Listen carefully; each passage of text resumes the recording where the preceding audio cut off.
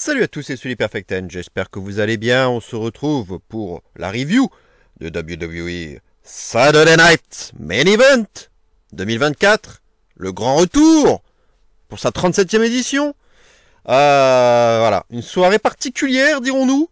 Vous verrez que la vidéo, voilà, va pas être très longue, parce que franchement, il n'y a pas grand-chose à dire. Et je pense que, voilà, vous avez aussi le même avis que moi. Je vais pas, voilà, d'habitude, je tourne pas aussitôt, hein, après un pay-per-view. D'habitude, je revois tout. Parfois, je prends souvent des notes et tout. Là, franchement, j'ai pas pris de notes, quoi. Ça va aller très très vite, quoi. C'est un peu, ça va se faire on the fly, hein, mais et vraiment finalement assez vite. Remarque, ça m'arrange parce que bon, je suis un peu fatigué, donc en même temps, on va dire que ça tombe bien. Voilà, j'en ai tiré 2-3 conclusions quand même, hein, mais vous allez voir que ça va être rapide. Si on veut être positif, on va dire, j'ai bien aimé le respect du old school, les rappels, les clins d'œil, voilà, les légendes qui étaient là. Ok, pouce vers le haut pour ça, rien à dire. La présentation, le stage, voilà, tous ces néons là, le logo VVF transformé en logo VVE, voilà, sans le F donc. Le ring, les cordes bleu, blanc, rouge, les coussinets, exactement comme à l'époque. Les arbitres avec le nœud pape, la chemise bleue, rien à dire. Voilà, ils ont pensé à tous les détails. Les interviews, même l'interview notamment de Jesse Ventura par Joe Tessitore, qui était juste vraiment sur l'estrade, qui était proche de l'entrée. Ça aussi, c'est totalement old school. Là, le nœud pape aussi pour Joe Tessitore, hommage à Gino Colon, parfait, rien à dire. Voilà, tout ça c'était bien. Le décorum, tout y était. Ils ont pensé au moindre détail. Moi là-dessus, j'ai rien à dire. Maintenant, le show, franchement, comme je le dis dans ma vignette, bah on ne m'y reprendra plus. On ne m'y reprendra plus. Moi j'ai voulu laisser sa chance au produit, hein, évidemment. Moi je l'avais pas encore vu, donc c'est normal. Voilà, on ne peut pas juger un show qu'on n'a pas vu, qu'on n'a pas encore vu. Voilà, même si de prime abord, ça sentait franchement, ça sentait largement le show de transition, rien qui se passe de spécial, très filler. Un show qui s'annonçait en plus court, hein, puisque effectivement ça parlait d'un 2 hour special, et ils sont pas allés au-delà, hein. On l'a vu, c'était un 2 hour special. Voilà, vraiment 2 heures. Voilà, pas une minute de plus. Fallait pas oublier qu'on était sur NBC, en Peacock aussi, mais on était quand même à la télévision américaine. Donc, on garde les codes des shows à la télé américaine. Donc, c'est exactement comme une weekly. Donc, qu'est-ce qu'on a? On a des matchs. Et entrecoupé par la pub. Bah oui, voilà, c'est comme ça. Donc, un dive, une pub. Hein, c'est un peu ça, c'est souvent comme ça que ça se passe avec eux. Un dive, une pub. On a eu vers la fin un picture-in-picture, hein, qu'on aurait peut-être, ça aurait été bien de l'avoir plus souvent, au moins histoire d'avoir un peu d'image. Mais franchement, moi, dès le premier match, ça m'a saoulé, quoi. Un match qui est coupé par une pub, on n'a même pas d'image, on n'a plus rien. Il se passe rien pendant 2-3 minutes. Non.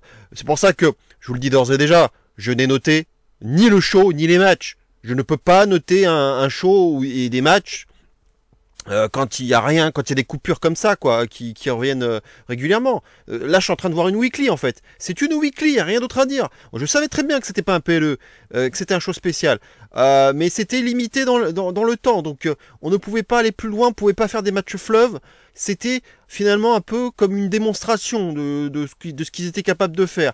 Un peu comme à l'époque, je me dis de la PlayStation, quand j'achetais le PlayStation Magazine et puis qu'il y avait un petit CD de démonstration qui était fourni avec. On pouvait au moins tester le jeu sur voilà un petit bout, un échantillon du jeu, quoi. Ben là c'est pareil. On a vu un échantillon de ce que la VVE est capable de faire, notamment PLE, où quand ils peuvent faire des matchs, je dirais, avec beaucoup plus de largesse au niveau du temps. Là, c'était des matchs qui étaient limités, vraiment à peu près 10 minutes, grosso modo, et pas plus, parce que voilà, c'est la télé, c'est la télévision, donc on ne peut pas faire plus, et voilà, ils sont limités, et on a un petit bout. Donc le strict minimum syndical, et bah oui, le suspense, ben il y en avait pas. Et alors oui, il y a des matchs qui ont été ajoutés ou voire modifiés depuis ma vidéo pronostic. Mais McIntyre, Sami Zayn, en étant très honnête, j'aurais pronostiqué McIntyre, évidemment. Et même s'ils ont ajouté Damien Priest pour en faire un triple threat, contre Balor et Gunther, eh ben c'est pareil, je serais quand même resté sur Gunther. Ça n'aurait strictement rien changé au pronostic. Donc et puis les autres, bon ben voilà. Qu'est-ce que vous voulez que je vous dise de plus quoi? C'est un live event. C'est exactement comme le Battle of the Belts que la WWE fait. C'est exactement pareil. On renoue aussi avec des vieilles traditions, hein, des batailles pour les ceintures, hein, des petits shows. Alors eux c'est même 1 heure, donc ça va très vite. Et ils font ça aussi sur un format, sur une fréquence de 2-3, une fois tous les 2-3 mois. Et jamais, je dis bien jamais, il n'y a eu de changement de champion dans les Battle of the Belts. Jamais. Ça fait à peu près quoi, 9 éditions à peu près, autour de pas loin de 10 éditions là qui font All Elite. Jamais il y a de changement de titre, jamais. Et il n'y a pas de suspense. Et là c'est pareil. Donc voilà, il fallait pas s'attendre à des merveilles. C'est pour ça que je vous avais dit, il y aura les tops et les flops on va dire même les tops, ouais, des matchs qu'on peut faire dans l'année, etc. qu'on peut faire. Je vous l'avais dit, enfin, il n'y a pas de match qui allait bouleverser la hiérarchie là dans ce show. Même s'il y avait des affiches qui pouvaient être intéressantes, comme le Triple Threat ou le Cody Owens. Mais, comme on n'a qu'un bout, on a un échantillon de ce qu'ils sont capables de faire, eh ben non, on peut pas avoir les bangers promis. C'est des matchs à 3 écarts, 3,5, voilà. Qu'est-ce que je vous dis? Que vous voulez que je vous dise de plus, quoi? Donc, bah oui, il y a une frustration, et c'est juste se faire kiffer pour la nostalgie, nous offrir un petit show à l'ancienne, avec vraiment des petits bouts de match, minimum syndical, sans surprise, et du fan service, et c'est tout. Point barre, on passe, et voilà, après on expédie les affaires courantes, et puis bah après voilà, faut voir les weekly, puis on attendra Netflix, voilà, pour qu'il se passe quelque chose. Voilà, qu'est-ce que je voulais que je vous dise de plus? Bah, c'est ça Dynamite Main Event. Donc je avais laissé sa chance au produit, et je vous avais dit, bon bah, ça sera peut-être ma première et dernière vidéo pronostic de ce show, hein, c'est ce que j'avais dit la dernière fois, et j'attendrai de voir si ça vaut le coup de continuer. Et ben je le dis tout de suite, comme je l'ai dit, on ne m'y reprendra plus, et je ne pronostiquerai plus jamais de Saturday Night Main Event, ça ne sert à rien, et je ne ferai évidemment plus jamais de review. Ça sert à quoi? C'est comme si je vous faisais une review des live events qui se sont passés là les week-ends, et qui font toutes les semaines. Ça n'a aucun intérêt. Aucun intérêt. Bah, franchement, voilà quoi, donc bah oui, je suis un peu chiffon forcément, enfin je m'attendais pas au show de l'année évidemment, mais il y a quand même, on peut faire quand même un minimum quand même pour essayer de sortir un peu de ce carcan là, avoir des petits moments fun, des petites surprises, des apparitions, même en termes d'overbooking, ça a été très très très light. Il n'y en a pratiquement pas eu d'overbooking. Ouais, il y a eu la partie ref bump à la fin, mais c'était juste un clin d'œil old school, totalement old school, quand on avait les Joey Marella, et surtout les Earl Hebner, qui bumpaient comme des malades à pratiquement tous les matchs, notamment les matchs qui comptaient, les matchs pour les titres suprêmes. Et voilà, c'était du gros clin d'œil, du gros fan service, et c'est tout, quoi. Sinon, c'était très sage, hein, globalement, hein, même ceux qui accompagnaient, les accompagnateurs qu'il y avait, Judgment Day ou Damage Control, par exemple, ils sont restés, voilà, ils sont arrivés juste au début de la rampe, et puis après, ils sont repartis, enfin, c'était très calme à ce niveau-là, très sage. Donc, oui, c'était un show ronronnant, avec des matchs bâclés, c'était pas dégueulasse in-ring, hein, j'ai pas grand-chose à critiquer d'un point de vue qualité in-ring, mais c'était fade, enfin c'est des trucs, ah c'est fini, d'accord, bon bah oui, bah c'était un petit échantillon, donc oui, bah ouais, un 3, allez, 275 3, allez, je suis généreux, ouais, allez, 3 écarts, 3,5, voilà, ça tourne autour de 3 en moyenne, mais il y a rien d'intéressant, il y a rien, je suis désolé. Donc moi ce que j'ai décidé de faire, donc je ne note pas le pay-per-view, je ne note pas les matchs dans le détail, c'est des matchs qui sont pratiquement, même qui sont fillers, enfin j'ai rien à raconter là-dessus. Et j'ai fait une petite fiche récap de ce qu'il fallait retenir, voilà, parce que voilà, même si il y avait pas grand chose justement d'intéressant, il y a des choses quand même qu'on peut dire qui vont faire un petit peu bouger les lignes, si je puis dire, en tout cas qui vont nous occuper après pour les semaines à venir. Donc on va faire un petit bilan comme ça avec la fiche récap. Voilà, donc je vais faire la première fiche, je vais vous la montrer. Voilà. Donc ce qu'il faut retenir, premier élément, aucun changement de titre, sans blague. Sans blague. Bah oui, oui, je compte pas évidemment le titre US, hein, qui est très particulier, c'est un titre inaugural, donc ça ne compte pas comme un changement de titre. Donc, bah oui, c'est ce que je vous disais, donc je vais pas développer davantage. Bah oui, voilà. Io Sky, franchement, vous attendiez quelque chose. Kevin Owens, vous attendiez quelque chose. Je sais, il y en a qui se hypaient hein, déjà. Il y en a qui attendaient des surprises. Gunther, vous attendiez quelque chose. Même dans un triple threat, vous pensiez qu'il allait avoir un... Oh, protection, Gunther va pas prendre le pin, il va peut-être perdre son titre. Oh la vache.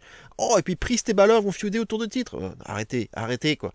Non, mais franchement, non, que dalle quoi. Enfin, il y avait rien à espérer. Rien du tout. Donc ça, c'est le premier élément. Le deuxième élément, durée des matchs, bah oui, entre 8 et 12 minutes, hein, j'ai vérifié. Pas le temps de niaiser, bah oui, voilà, c'est un show télévisé, voilà, c'est 2 heures, pas une minute de plus. Après, on passe au programme suivant, donc bah oui, faut aller vite.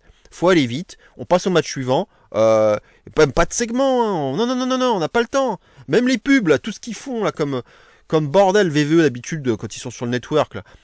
Tous leurs spots là, les clips qu'on a vus 100 fois, bah alors là c'est la pub sur NBC ou alors c'est une page d'interruption et de pause du coup si vous regardez sur Peacock, c'était pareil. Il y avait rien pour nous occuper pendant les matchs. Hein. Donc voilà quoi. Donc c'est vraiment comme je l'ai dit plusieurs fois, des échantillons de matchs. Donc ils peuvent faire un quart d'heure, 20 minutes facile. Avec beaucoup plus de qualité, mais non, là on nous offre grosso modo 10 minutes à chacun, et je trouve même dommage que finalement on ait des matchs qui étaient quand même pour certains des matchs quand même qui avaient de l'enjeu ou de l'importance d'un point de vue narratif, je pense à Cody Owens, et même le Triple Threat, et malheureusement je trouve même qu'ils sont mal tombés finalement, ils sont tombés au mauvais moment, sur le mauvais pay-per-view, pour ça quoi, parce qu'un Owens Cody, ouais, ça tu peux nous mettre ça dans un pay-per-view, un vrai pay-per-view, pas un show spécial. Et là, ouais, là tu peux nous raconter encore plus de choses, tu peux faire un match plus long, avec plus de storytelling. Et là, non, t'as pas pu le faire. Il y a eu un truc après, mais ça s'est pas passé à l'écran. Voilà, on nous l'a remontré sur les réseaux sociaux, et c'est tout. Donc c'est dommage, c'est frustrant quoi. Donc voilà, il peut faire bien mieux que ça, évidemment. Donc ça c'est durée limitée, hein, évidemment.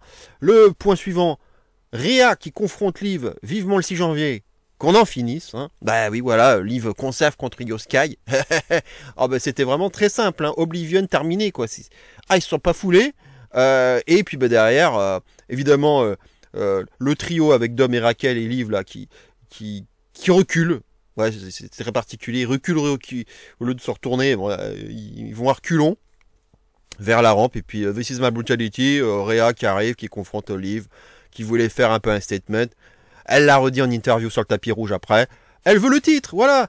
C'est pour ça qu'il n'y avait pas à se poser des questions, à se dire « Ah, mais peut-être que Sky peut prendre le titre et que Rhea et Liv vont continuer, vont finir leur rivalité sans le titre autour. » Mais non, non. Mais non, l'histoire c'est le titre qui est autour de tout ça depuis le départ, puisque Liv elle l'a pris, en plus en ayant du coup blessé Rhea qui était absentée pendant un X temps, ce qui l'a privé de son titre, qu'elle a rendu vacant et tout. Donc, tout tourne autour du titre dans cette rivalité, donc c'était obligé que Rhea veuille reprendre le titre à Liv. Donc c'était ça l'histoire, donc Liv reste championne, bah oui voilà. Et donc là à mon avis, ils vont pas faire ça sur un... Là, on arrive dans les shows... On va bientôt arriver aux shows de vacances, les best-of. Donc là, faut pas s'attendre, je pense, à ce que le Realive ait lieu là. Il faut attendre Netflix maintenant. Ils vont mettre des shows qu'il faut comme qu'il y ait des matchs féminins aussi d'importance dans ce Raw historique là qui s'annonce. Donc forcément, Realive, ça va se terminer le 6 janvier. Et on va pouvoir enfin passer à autre chose. Et Rhea va prendre le titre, bien entendu. Voilà. Et puis après, on verra ce qui attendra Rhea et puis Liv, hein, parce qu'elles auront forcément d'autres choses qui vont les attendre. Voilà. Et puis on pourrait dire merci Liv, mais à un moment donné, bon, ça va. Le run, il était quand même assez long. Hein, on peut pas dire le contraire. Hein. C'est déjà beaucoup pour elle. Hein, franchement. Hein. Voilà. Le point suivant. Gunther, la confiance retrouvée. Bah oui, hein, il semble-t-il, hein, ça y est, il a gagné, je dirais clean, il a fait ce qu'il fallait, il powerbomb Priest sur les escaliers d'acier, il s'en débarrasse, comme ça en plus on protège Priest dans la défaite, et puis derrière, il vient finir le boulot sur Balor. Et voilà, et effectivement en interview c'est pareil, voilà, on dit oui j'ai toujours été confiant, oui, mais il y a une petite période de doute, mais il dit comme je viens de dire, quand je l'ai dit sur ma vignette, on ne m'y reprendra plus, bah c'est pareil. Voilà, ça ne se reproduira plus, ces petits problèmes de confiance. Et puis voilà, donc là, on a un Gunther qui retrouve le sourire. Et voilà, bon bah c'était ce qu'il fallait faire. Hein. Fallait pas, je pense, je suis même ouais, je ne pense pas qu'ils vont revenir là-dessus sur cette histoire de doute. C'était un petit accident de parcours, quoi, une anicroche dans le run de Gunther. Voilà, ils vont passer à autre chose, je pense, là-dessus. Puis on verra comment la relation avec Kaiser va se développer, hein, en bien comme en mal d'ailleurs. Hein. Mais voilà, c'était au moins ils en ont terminé avec cette histoire de confiance. Gunther gagne. Voilà, il gagne comme il fallait, proprement. Et bon bah les deux autres, hein, les deux autres zigotos, ils vont faire comme Realive et puis ils vont, je pense, en finir aussi, parce que ce sera mon point suivant. Finn Damien, vivement le 6 janvier qu'on en finisse. Bis. Et oui, bah c'est exactement la même inflexion que pour Realive, quoi. Bah oui, forcément, les deux vont s'affronter, hein, une dernière fois. Là aussi, il y a de fortes chances que ça arrive dans l'Euro sur Netflix. Parce que là aussi, c'est pareil. Enfin, vous imaginez, on y était déjà l'été dernier. Enfin, stop, quoi. Stop. C'est bon, quoi. Qu'on en termine. Et qu'on raconte des choses derrière autour de Finn Balor et de ce qui se trame autour de son clan. La confiance qui prend un peu trop. Liv Morgan qui a d'ailleurs été très cynique envers Balor lundi dernier à Raw. Voilà, attention. Voilà, ça peut raconter des choses. Donc si Finn perd la rivalité, il perd contre donc Damien Priest, ça pourra raconter quelque chose, effectivement, et peut-être à nouveau encore plus, je dirais, un fossé qui se creuserait au sein du Judgment Day. Et Damien, je serais pas surpris que Damien parte du côté de SmackDown et qu'il y ait voilà, une scission. Pas forcément au sein du Judgment Day, mais plutôt Damien qui part du côté de SmackDown pour qui ne croise plus la route du Judgment Day pendant un bon moment. Damien pourrait être un bon élément du côté du show bleu. Voilà, ça changerait un peu, on va dire. Voilà. Le point suivant, Chelsea Green, première Women's United States Champion. Mérité, évidemment. Vous avez vu, hein, mes pronos, vous avez vu la fin du tournoi. Bon, ils ont fait exactement ce que je l'avais dit et ce qu'il fallait faire, à mon sens. Ils sont pas partis vers l'autre voie possible qui aurait été de donner le titre à Bayley en tant que taulière pour un peu élever les autres et devenir un peu à l'image d'un Chris Jericho lorsqu'il a été le premier champion de l'Elite Wrestling, pour essayer aussi de porter la compagnie, la lancer du mieux possible et puis de mettre over ses challengers. Ça aurait pu être un peu l'idée aussi pour Bayley. Ils sont pas partis là-dessus et je suis content qu'il l'ait fait et qu'il soit parti plus du côté de la récompense, des filles de l'ombre qu'on voit pas beaucoup. Je pense évidemment donc à Chelsea Green et à Michin, qui étaient donc celles qui ont été finalement les deux qualifiées pour la finale. Et là aussi, donc comme je l'avais dit, c'était le bon choix. Ils sont pas partis vers Stratton en finale, c'est très bien. Stratton, elle a d'autres plans plus importants évidemment autour du titre de Jax. Donc on va pas aller, ils sont pas allés sur cette voie-là et c'est tant mieux. Et on a évité donc le Bayley Stratton qui aurait été pour moi un très très mauvais choix. Donc ils sont allés sur un Chelsea Michin qui est pourtant pas sur le principe ou sur le papier une affiche qui est très glamour. C'est une affiche du Weekly, pas plus. Mais là, on récompense ces deux personnes et en plus, il y a un titre inaugural, donc ça reste dans l'histoire, hein, comme l'a radit Byron Saxton à Chelsea Green après. Elle est devenue du coup le pendant de Harley Race, hein, en tant que premier champion US et là donc de première championne US. On se doutait que ça allait de ça, hein, qu'elle allait gagner parce que le dumpster match elle l'avait perdu, donc je pense qu'il fallait donner la revanche pour Chelsea Green contre Michin. Et il y avait ce slogan là, le Red, White, Green, hein, qu'elle commençait à beaucoup utiliser, donc on sentait que ça allait servir à quelque chose, donc c'est ce qu'elle a fait. Donc Red, White, Green, hein, on va beaucoup l'entendre encore, je pense, dans les jours et les semaines à venir. C'est la récompense d'un travail depuis qu'elle est là, quoi. Elle a aussi rappelé quand même qu'à l'époque elle aurait pu être déjà championne, mais bon, elle a été released. C'est, comme elle le dit, la récompense de 10 ans de carrière. Et comme l'a rappelé Michael Cole, c'est son premier titre solo depuis 7 ans. Depuis son premier titre solo obtenu 7 ans. Donc c'était du côté de la TNA. Elle avait été championne Impact. Alors ça a duré une soixantaine de jours. Ça n'a pas duré très longtemps, mais elle avait été quand même championne Impact. Elle n'a pas un énorme palmarès. Hein. Voilà, vous avez qu'à regarder. Voilà, il y a eu des titres tag d'Impact. Il y a eu ce titre-là. Et donc le titre Knockout, et puis donc ce titre des États-Unis, il n'y en a pas beaucoup, hein, il y en a 5 ou 6 dans sa carrière. On sait, voilà, c'est pas une énorme catcheuse. Mais en tout cas, en professionnel, donc c'était 7 ans après ce premier titre qu'elle avait gagné. Donc ouais, c'est pour le symbole. On voit quand même que Piper Niven, elle y est pour beaucoup aussi. Hein, je dirais plus dans les scénarios des matchs. Hein. Dans les scénarios des matchs, elle aide beaucoup Chelsea, on l'a encore vu là. Si Piper n'intervient pas, derrière, elle peut pas capitaliser. Le finish est très bien réalisé d'ailleurs, j'ai bien aimé. Le Unprettier, qu'elle arrive à porter très vite, vraiment en opportuniste et presque from out of nowhere. Ça, c'était très cool. Voilà, un peu à l'image du Claymore de McIntyre. J'ai bien aimé aussi cette façon de le porter out of nowhere, très vite. On tac comme ça, vraiment, on s'y attend pas et voilà, boum, il intervient. Et là, l'Unprettier, elle l'a fait vraiment dans le bon tempo. Ça, c'est le côté positif. Et donc un petit côté feel good. Le public, on le sentait, il y avait quand même du soutien. Quand elle a mis le pied sur la corde à un moment donné là, après je crois le hit defeat de Mia Yim, on a entendu le public qui popait quoi.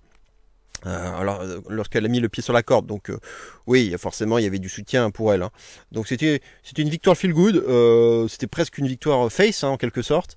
Ou presque en tout cas, puisque finalement à part Cody, il n'y a pas eu de victoire face. Hein. C'était de vraies victoires face si je puis dire. Mais avec Chelsea, il y a eu quand même ce petit côté feel good quoi. Voilà, en tout cas bravo à elle et voilà ça fera des choses intéressantes. Et puis Michin aussi sur le tapis rouge, elle a quand même précisé que elle n'a pas fini.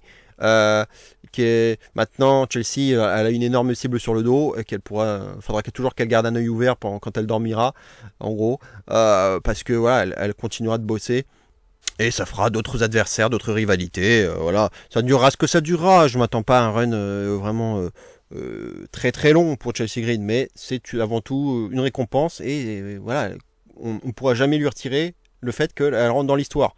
Ça c'est la première championne et ça ne bougera plus jamais. Donc ça c'est gravé dans le marbre. Hein. Donc ça c'est quand même quelque chose qui compte dans une carrière. Le point suivant, on le savait déjà avant, hein, on l'avait appris, mais ça fait quand même plaisir de revoir la Winged Eagle Belt, hein, même pour un soir seulement. Puisqu'effectivement Triple H on voyait qu'il avait mis ça dans une mallette et qu'il devait l'ouvrir à Cody pour cette soirée. Je le savais pas hein, quand j'avais fait ma vidéo prono, c'est pour ça que j'en avais pas parlé, mais je l'ai lu après. Donc on le savait qu'il allait se pointer avec. C'était un vieux vœu hein, de Cody. Hein. Il voulait la sortir cette ceinture. Bon, malheureusement pour lui, il pourra pas faire plus que de l'avoir que pour un soir, mais c'est déjà bien. C'était évidemment le moment idéal au moins pour la sortir.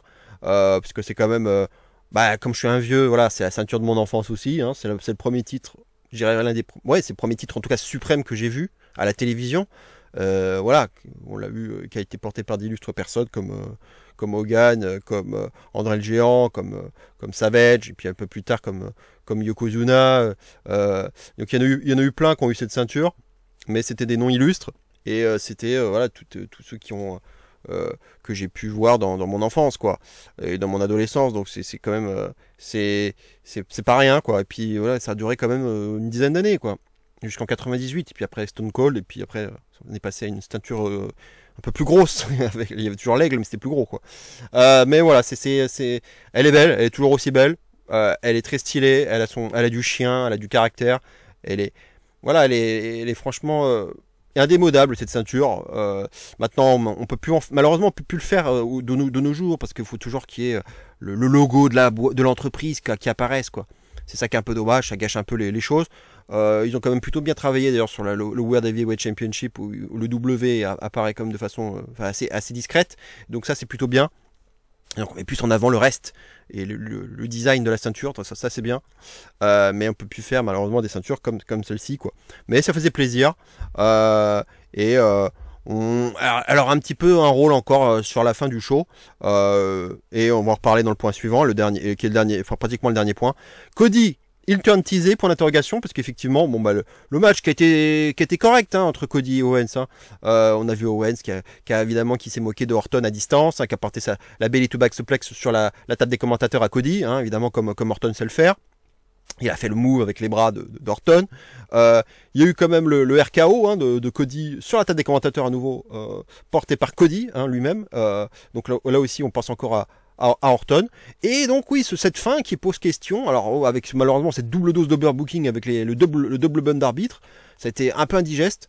Du coup Owens qui avait ramené une chaise, qui voulait en profiter, sauf que à la fin Cody voit la chaise qui est par terre là, et puis il se dit ouais en fait le Crossroads, si j'en profitais pour le porter sur la chaise, et il le fait.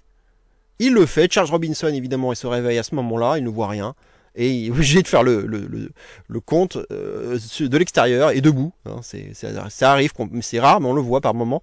Donc directement sur les l'épreuve du ring, 1, 2, 3. Et évidemment, du coup, on a une victoire quand même du gros babyface de la compagnie en heel quoi quand même. Hein.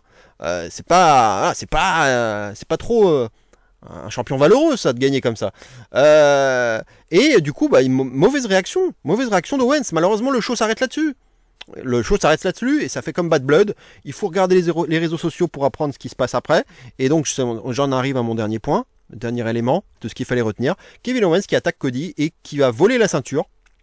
Et quand je dis attaquer, c'est pas n'importe quoi puisqu'il veut lui porter son package piledriver. C'était quand même c'est un de ses moves phares du côté de la ROH. Qu'on n'avait pas revu depuis très longtemps. Alors qu'on n'a pas vu du coup en live. Mais voilà, on a vu beaucoup de plans de caméra, c'est des images qu'on va revoir en weekly, hein, forcément, parce que c'était très bien filmé, on a vu d'autres images très bien filmées par ailleurs, tous les officiels qui arrivent, il prend la ceinture, Owens, après il se barre, il se pavane avec cette ceinture, et jusqu'au niveau de la rampe, de l'entrée du ring même, où il va croiser Triple H, puisque Owens lève la ceinture, et puis Triple H va le taper le bras, la ceinture va retomber, et puis là, ça se repousse quoi.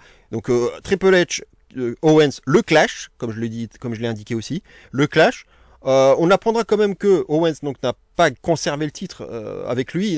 Triple H l'a finalement récupéré backstage. Hein, voilà, donc je suis pas sûr qu'on le revoie. Hein, c'était un one night only, mais la Winged Angel, voilà, c'est la Winged Eagle Belt, c'était pour le Saturday Night Main Event. Ça restera là quoi. Je pense qu'on verra pas plus que ça. Mais du coup. Package piledriver forcément c'est dévastateur et là c'est pour le coup il était bien plus crédible que le piledriver qu'il avait porté sur Orton. Il arrive donc du coup civière, ambulance, Cody donc dans l'ambulance avec Jimmy Noble et Shane Helms et on voit Nick Aldis et Triple H qui voient l'ambulance partir et voilà qui sont très inquiets. Donc ça va certainement vous revendre un Cody absent pendant quelques temps, hein, parce que forcément déjà que Orton là on le voit plus depuis quelques temps déjà, rien que pour un piledriver. Alors là le package piledriver, Cody je pense qu'on va pas le voir tout de suite. Hein, de toute façon bon maintenant là il y a les vacances, enfin il va y avoir une pause vacances, best of et tout, et puis bon le Rumble c'est que le 1er février, donc il y a largement le temps avant de revoir Cody, donc ça c'est pas un problème. Et donc forcément on tease toujours des choses entre Orton et Owens parce que ça va arriver le match. Hein. Je pense que comme je vous le disais, ça peut arriver au Rumble, un match entre les deux, puisque forcément Orton va vouloir se venger, il va revenir. Ça c'est forcé, ça c'est obligatoire. Et ça peut être même pas qu'un seul match. Ils peuvent aller jusqu'à Mania, je pense, parce que c'est quand même une grosse feud qui construit déjà un peu sur la durée. Et qui peut avoir d'autres répercussions au niveau des alignements, ça peut aller loin. Et donc je reviens même un peu au point précédent. Cody, il turn teasé, on sait pas. Alors pas tout de suite, hein. Pas tout de suite. Je suis même pas sûr que ça arrivera en 2025. Mais en tout cas, là c'est un élément qui peut être intéressant d'un point de vue narratif. Voilà, parce qu'il faut bien ressortir des choses, quelques petits points qui peuvent être intéressants dans ce show. Hein. Il n'y en a pas eu beaucoup, mais celui-ci peut en être un. Et c'est ce qui a fait péter un câble Owens. Hein. Forcément de voir que Cody utilise ça, même si lui-même a tenté de tricher avec la chaise juste avant, hein, évidemment. Mais Cody quand même gagne comme ça, quoi. Ça c'est pas trop Cody ça, hein, normalement. Donc ça peut déjà être une première graine. Alors bon, vous savez qu'avec Triple H, les graines, il peut y en avoir une dizaine avant que quelque chose ne germe véritablement. Hein. Donc ce ne peut être qu'une toute petite graine avant quelque chose qui pourrait se passer en 2026 au moins. Hein. Donc faut pas commencer à s'enflammer en disant ah ça y est le heel turn va arriver. J'ai dit teaser point d'interrogation. Peut-être une graine. En tout cas il y a quelque chose, une victoire quand même qui pose question. La fin était comme très overbookée, donc et bon voilà c'est pas c'est un peu indigeste quand même comme fin. Je comprends le clin d'œil au old school, mais là c'était un peu indigeste quand même. Hein. Je suis un peu déçu qu'il n'y ait aucune narration autour du pop-up powerbomb, de cette fameuse gâchette sur laquelle il n'a pas appuyé à Berlin. Voilà, j'ai pas vu vraiment de narration là-dessus. La cheville de Cody, pareil, j'ai pas vu de narration là-dessus. Il marchait normalement en plus, il a pas eu de. Donc finalement la blessure de SmackDown, il y a une semaine avant, on n'a rien vu là-dessus. Il boitait pas, il n'y a pas d'attaque sur la cheville. Donc c'est à nouveau, hein, 8-12 minutes, enfin 12 minutes de main event là. Voilà, on fait vraiment au plus vite. On ne voit que l'essentiel et voilà, mais on n'a pas de narration, on n'a pas le temps de développer. C'est dommage. C'est dommage. En termes de narration, qu'on n'ait pas eu plus que ça. C'est vrai que le storytelling, il était quand même aussi assez limité dans ce show aussi. Hein. Donc voilà, on verra. Donc je pense qu'Orton Owens, à un moment donné, il faut que ça décolle quand Orton va revenir. En gros, babyface. Hein. Là, pour l'instant, je pense pas à un return de Orton. Hein. Pour l'instant, on peut même le laisser face hein, au final. Hein. Et on verra si peut-être que Triple H va revenir à un moment donné et dire à Orton, je te l'avais dit, hein. Je t'avais prévenu. Je t'avais prévenu pour Owens. Hein. Voilà, ça s'est mal fini. Si tu veux à nouveau Owens, si tu le veux vraiment, moi je t'avais déjà prévenu une fois. Bon, là, bon, le match risque d'avoir lieu cette fois-ci. Je te préviens.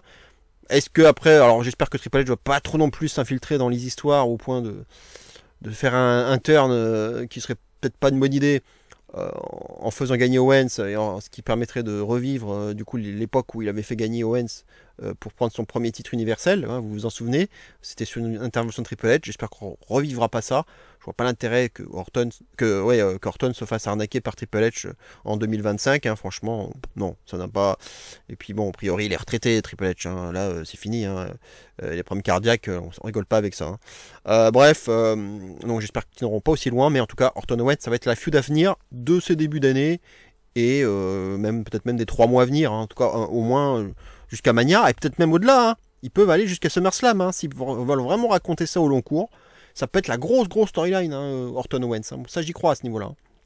Et puis Cody, donc il aura d'autres choses à raconter. Voilà, c'est tout ce que je pouvais dire sur ce show quand même qui est très particulier. Voilà, j'en ai quand même, je l'ai quand même parlé. Voilà, c'était pas si long, mais j'en ai fait un peu plus d'une demi-heure. Je pense que j'ai pas besoin d'aller plus loin. Voilà, pas de notes, hein, donc c'est vraiment très particulier. J'ai pas envie de dire que je suis énervé ou même déçu. J'attendais pas de merveille. Malheureusement, je savais que ça allait être comme ça. Les résultats, qu'il allait pas avoir de nouveautés. À part évidemment Chelsea Green en championne inaugurale US, mais ça on savait déjà qu'il allait avoir une première championne, hein, forcément. Mais qu'est-ce que vous voulez que je vous dise de plus, quoi? C'était vraiment la portion congrue, quoi. Je continuerai parce que moi je suis fan de catch, donc moi les futures éditions de Saturday Night's Main Event, je les regarderai.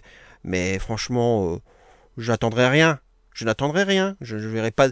Et d'ailleurs, maintenant, vous pouvez commencer même à prendre date en vous disant, bon, quand est-ce qu'il y aura un seul, hein, je dis bien un seul changement de titre à Saturday Night's Main Event. Je peux vous dire qu'à mon avis, vous pouvez attendre très très longtemps, hein, avant qu'il y ait un changement de titre.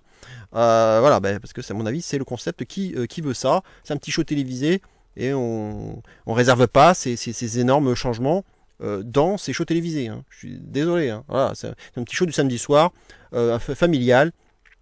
Voilà, pour le public américain, il est content.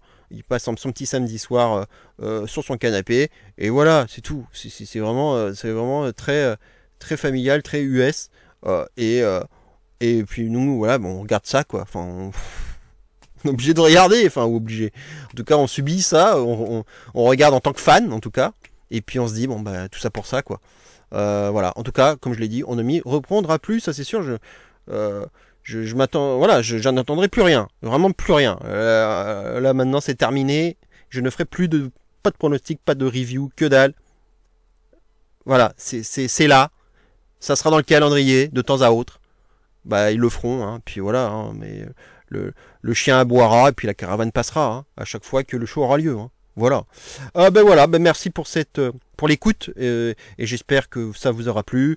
Merci de liker cette vidéo, c'est important pour ma visibilité. N'hésitez pas à donner votre laissez votre commentaire sur le show. Est-ce que vous avez eu des choses à retenir intéressantes? Est-ce que vous avez peut-être être plus clément que moi, ou des choses que vous avez appréciées ou des choses que vous n'avez pas appréciées? Est-ce que vous êtes d'accord ou pas avec moi? Et je me ferai un plaisir de répondre. Je m'excuse à nouveau auprès franchement du fidèle Gino la main froide, qui me fait toujours des super commentaires bien détaillés, et que voilà, je m'excuse parce que ça fait un moment que je ne lui ai pas répondu. Je like, hein, je lis toujours ses commentaires, mais je n'ai pas, malheureusement, j'ai actuellement du boulot vraiment par-dessus la tête, et j'ai vraiment pas le temps. Je bosse matin et soir actuellement, mais voilà, là on arrive à Noël bientôt, les vacances, ça va se calmer, je vais pouvoir avoir un peu plus de temps là. Donc promis, là je répondrai à ces commentaires et à ceux des autres, bien entendu. Hein. Là, je prendrai un peu plus de temps. Ça va aller un petit peu mieux en termes d'emploi du temps. Et donc, on se retrouve bientôt pour le Monceau Catch numéro 37. Ce sera le prochain rendez-vous. Normalement, ce sera le dimanche prochain, le 22. Si tout va bien, a priori, je ferai un top 5 hein, des matchs que j'ai préférés ces 4 dernières semaines. Et je pense que sinon, le reste, ça sera consacré une carte prédictive de Mania. Alors, elle est loin d'être avancée, donc j'ai essayé de la faire avant. C'est pour ça que... Mais je serai en vacances, donc peut-être que si c'est pas le dimanche 22, ce sera le lundi 23, voilà, au plus tard. Mais en tout cas, ce Monceau Catch, le dernier de l'année, sera disponible très prochainement, ça c'est sûr. Voilà, en tout cas, passez un excellent dimanche, portez-vous bien. Et d'ici là, bien entendu, n'oubliez surtout pas, et plus que jamais, vive le catch et cero miedo. Ciao à tous.